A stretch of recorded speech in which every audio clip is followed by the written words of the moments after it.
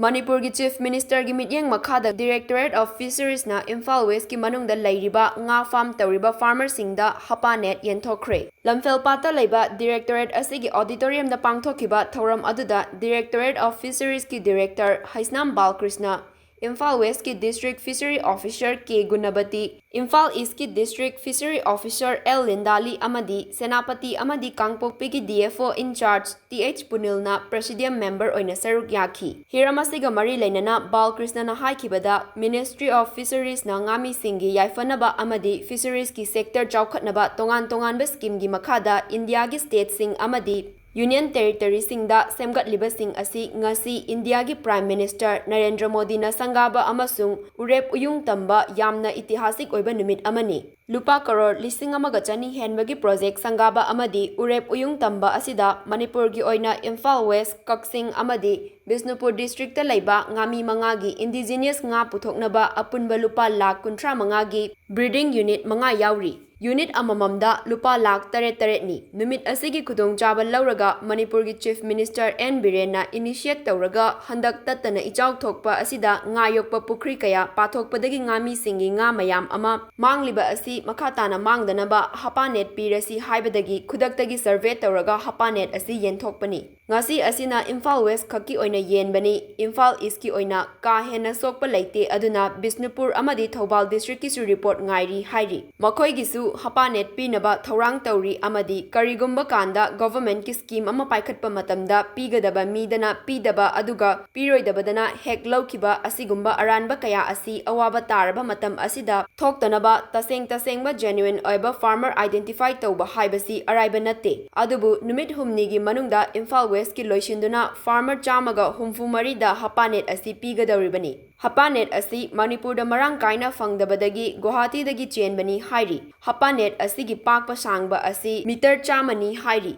Ichaw thoklaklagasu nga chatkidanaba amadi thinghaunabagi pandamda Directorate of Fisheries na relief amadi welfare program oina ngasi gi thoram asi paikhatpani haina fongdokhi.